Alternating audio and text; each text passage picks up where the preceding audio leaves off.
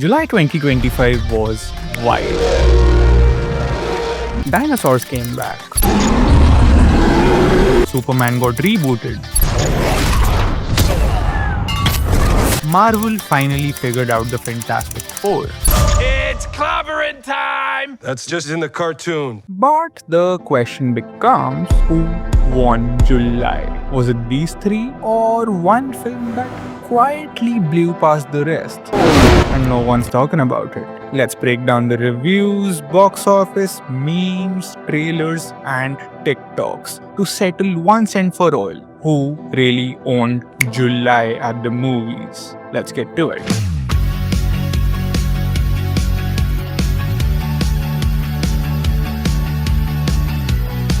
Let's lay out our contenders. You've got Jurassic World Rebirth, Please open the door for me! which somehow managed to be better than its last two movies. Not a high bar, but hey, progress. Fantastic Four first steps. Your world will be consumed by the Devourer. There is nothing you can do to stop him. Where Marvel said, fine, let's actually try this thing. Even though I loved Thunderbolts. Superman, Crypto, ow! Stop it! Stop! Sit! Stay! a movie that finally made the Man of Steel feel less like a mopey alien and more like a superhero. And then, plot twist, there is one more. A sneaky little underdog racing past the giants. F1. When was the last time you won a race? Sunday, Daytona. Oh, I'm sorry.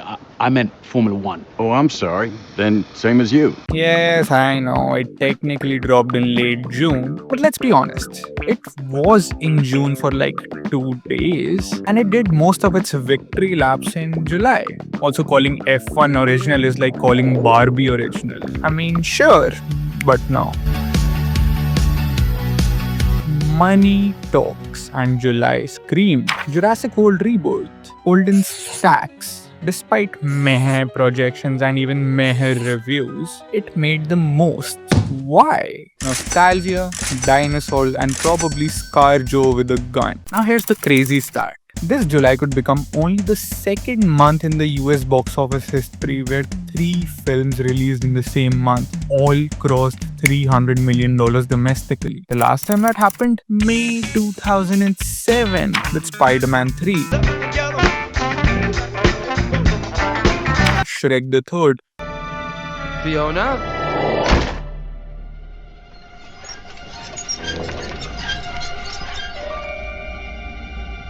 And Pirates of the Caribbean at World's End. Yeah, legendary company. F1 though quietly made history too. Over 38% of its box office came from IMAX and premium formats. The highest ever for a non-sci-fi film. That's not just people watching. That's people saying this deserves the biggest screen and the loudest speakers. But hey, box office isn't everything anymore. You wanna know who really won? Ask yourself, what movie took over your feed, your group chats, your YouTube recommendations? Superman had the fastest fan edit turnaround ever. Within hours of the teaser dropping, fans had full remixes, trailer recuts, alternate endings. Someone even made a Henry Cavill deepfake. Hey, buddy, eyes up here. Fantastic Four had the lowest marketing spend of the bunch, yet it trended non-stop. You know why? Organic hype. TikToks broke down frame by frame shots, fan theories exploded, and people actually cared about Fantastic Four again. And F1, it owned TikTok. From thirst traps in Brad Pitt in a racing suit to Gen Z pretending they know who Ayrton Senna was, this film broke into pop culture like a car breaking the lap record. Somehow, a racing movie became the new personality trait. And Jurassic World? Here's the thing, it didn't dominate the culture, but it didn't have to. Jurassic World Rebirth was like that friend who shows up to every party in white sneakers and white tee, and somehow still gets the most Instagram likes. Now, audience-wise, it was a generational street fight.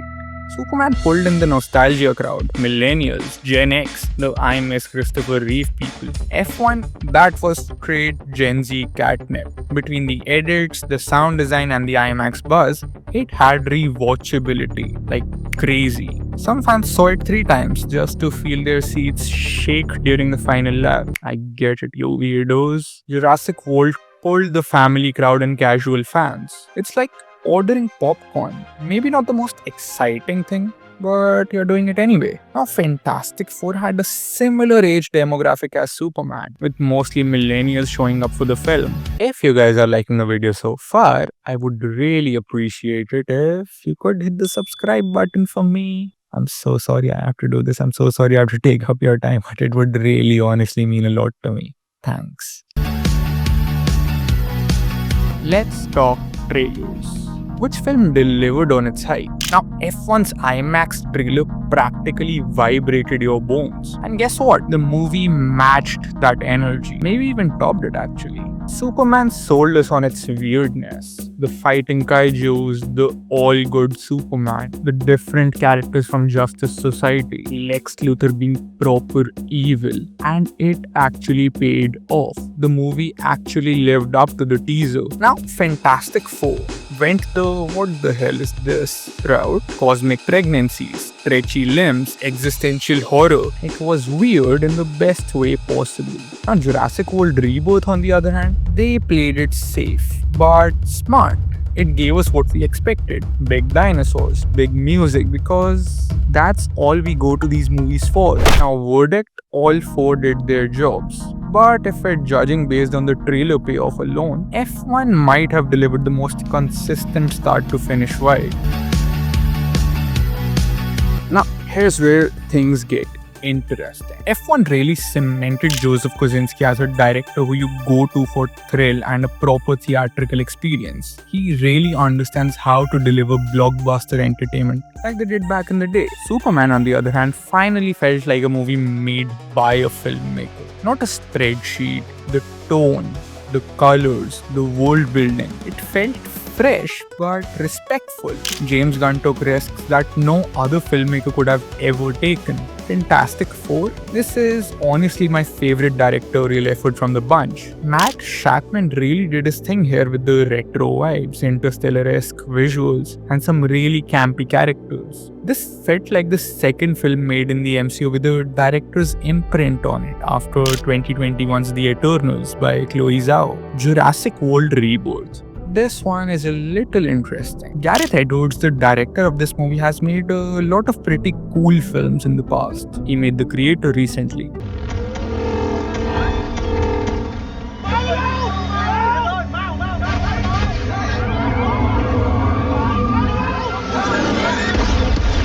Good film. He made Godzilla. Good film. He made Rogue One.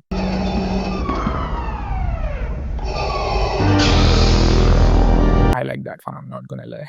This film really doesn't have anything that screams a director's vision. It's pretty safe in most regards. But I don't think it's Edwards' fault either. He had like only a year to make this film because of how rushed Universal was in greenlighting this movie.